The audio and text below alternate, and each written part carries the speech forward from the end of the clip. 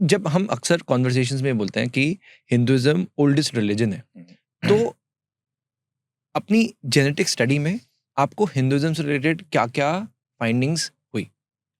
देखिए, हिंदुइज़्म तो नहीं बोलेंगे, वैदिक कल्चर बोल सकते हो आप। ओके। हम उसको बोलते हैं वैदिक कल्चर। और वैदिक कल्चर के एविडेंसेस मिलते हैं। हुँ। हमें बहुत सारे ऐसे जो रिचुअल्स मिलते हैं, जैसे कि अ,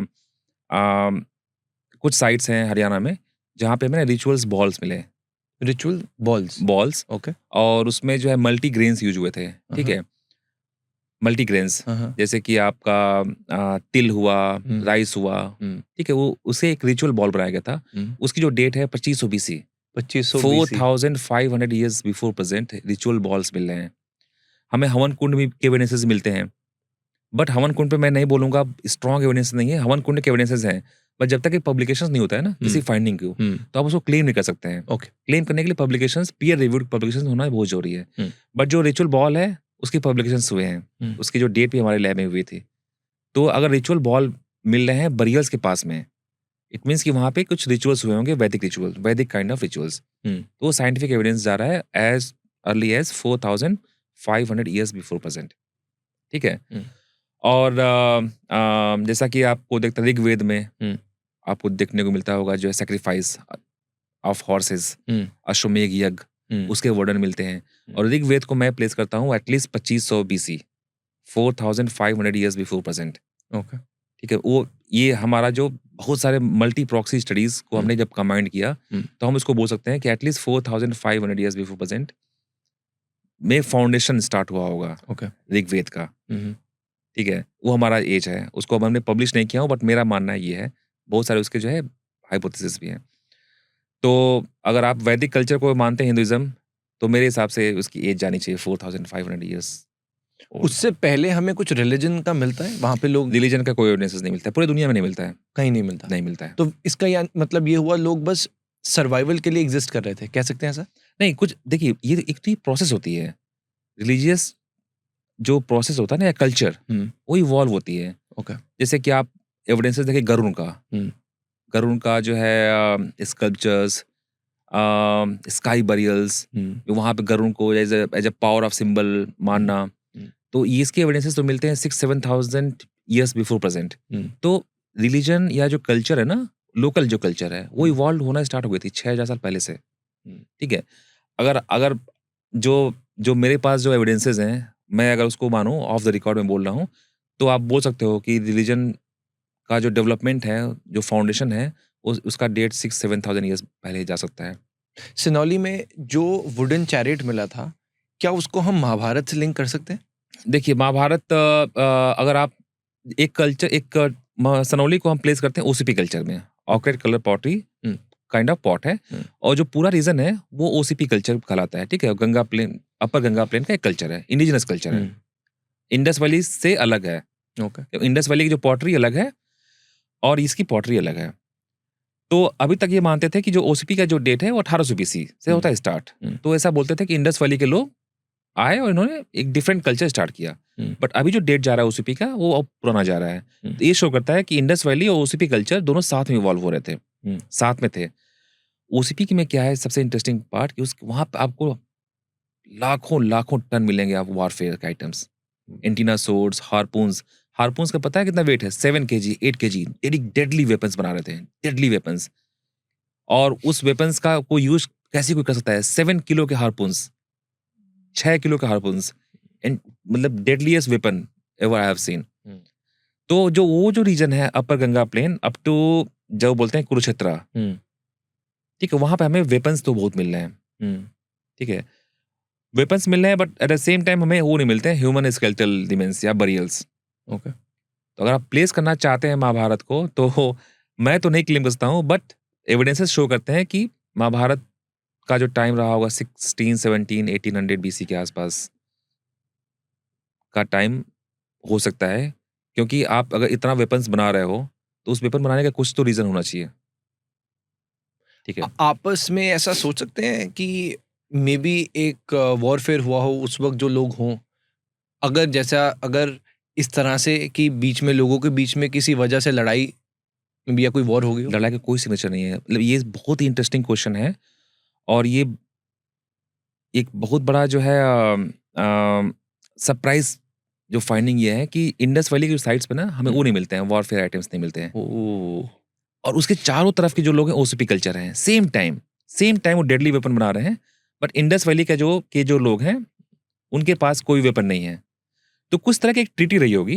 हुँ, इसीलिए बोल रहा हूँ ना कि जेनेटिकली जो है इंडस जो इवॉल्व हुआ वो ओसीपी काइंड ऑफ एंसेस्ट्री रही होगी, हुँ, क्योंकि सनौली की जो एंसेस्ट्री है और जो इंडस वैली की एंसेस्ट्री है सेम है। हुँ। तो फॉर द फर्स्ट टाइम हम ये कंफर्म कर रहे हैं कि जो फॉर्मेशन ऑफ इंडस पेरिफेरी या इंडस काइंड ऑफ एंसेस्ट्री है that was evolve from the OCP kind of culture. Sinauli हाँ। की जो लोकेशन है और इंडस वैली की लोकेशन कहाँ पर मिलती है हमें? आसपास है राखी गढ़ी से, और सनौली का जो डिस्टेंस होगा 100 किलोमीटर होगा। आज के डेट में क्या नाम स्टेट्स कौन सी आती हैं ये? सनौली है बागपत डिस्ट्रिक्ट ऑफ उत्तर प्रदेश। हाँ। दिल्ली से 150 किलोमीटर होगा। हुँ। एंड राखी गढ़ी हरियाणा में आता है। ओके। और इंडस वैली का हम एरिया कहाँ क्या इंडस वैली का जो सबसे कंसंट्रेटेड एरिया है वो हरियाणा है, हुँ, गुजरात है, हुँ, राजस्थान है and some part of Punjab है। ओके। ठीक है, ये 4 स्टेट हैं। और जो आपका जो गंगा प्लेन है वहाँ पे ओसीपी कल्चर चल रहा है। इंडस वैली डिक्लाइन कैसे हुआ? अगर हम कहते हैं आर्यन इन्वेजन नहीं हुआ, हुँ। कोई बाहर से नहीं आया, तो फिर खत्म कैसे हो गया जब डिक्लाइन इतना कहाँ डिक्लाइन हुआ? इंडस वैली जो कभी वेल्स थे, जो भी बना हुआ था, तो उसके बाद हुआ क्या?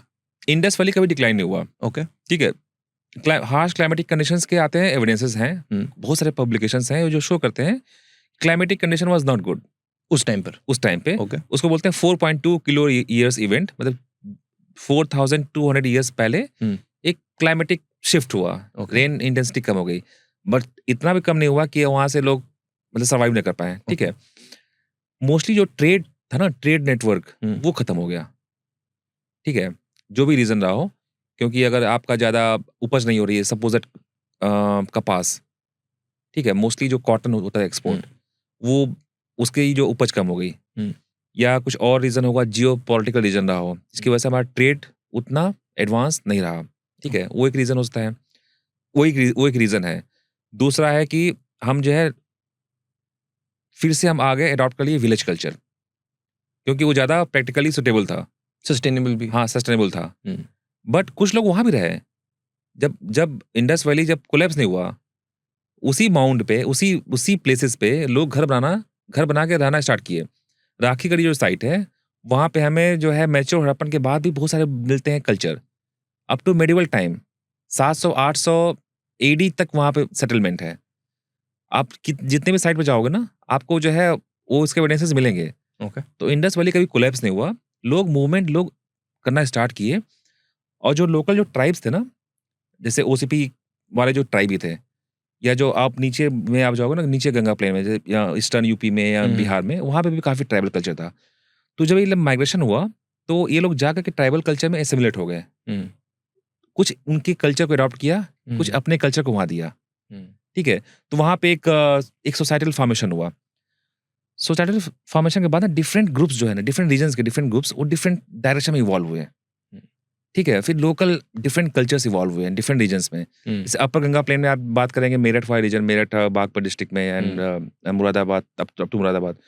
वहाँ पे ओसीपी कल्चर के जो ट्राइब्स हैं, इंडस वैली से मिले, उन्होंने अपना एक लोकल कल्चर इवॉल्व किया। हुँ, फिर आप नीचे बढ़ोगे लखनऊ और अवध वाले रीजन में, अप टू फैजाबाद, सीतापुर तक, हुँ, वो अपना अलग कल्चर इवॉल्व हो रहा है।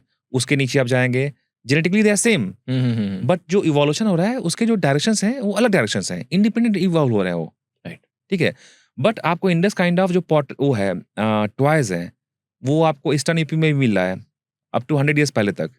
सेम काइंड ऑफ टॉय बना रहे हैं। तो कल्चर जब जो लोग लेके जाते हैं, तो अपने साथ उनकी मेमोरी हुँ, होती हैं, और उन्होंने बताया कि ये टॉय ऐसे बनाते हैं। हुँ, बदले में जो लोकल जो ट्राइब्स हैं, उनसे भी कल्चर लिया। जैसे कि शादियाँ का जो होता है ना, रिचुअल जो होते हैं, हुँ, जैसे उसमें बहुत सारे प्लांट लगाते हैं, ट्राइबल काइंड ऑफ नो, उसमें बहुत कुछ रिचुअल्स होते हैं जिसमें कि हुँ, हम एक केले का पेड़ लगा दिया। हुँ, हुँ, ठीक है? वो हुँ, ट्राइबल कल्चर है। तो कुछ कल्चर वहाँ से लिया, कुछ अपने कल्चर को दिया। राइट। और उस समय तक कास्ट नहीं बना। उस समय तक भी फ्री मैरिज सोसाइटी थी। हुँ, ओके। ठीक है? But over the time caste system बनना स्टार्ट हुआ। उसका जो फाउंडेशंस था वो 3rd 4th सेंचुरी एडी में शुरू हो गया, जो भी रीज़न हो उसके। ओके। और स्ट्रिक्ट जो प्रैक्टिस है, वो मुगल इन्वेजन के बाद बहुत ही स्ट्रिक्टली स्टार्ट हो गया। ठीक है? Marriage within the caste, and जो सोसाइटल जो डिस्क्रिमिनेशन है, सोसाइटल जो स्ट्रेटिफिकेशन है कास्ट का, हम्म। उसका फाउंडेशन 9th 10th सेंचुरी में बनना स्टार्ट हो गया।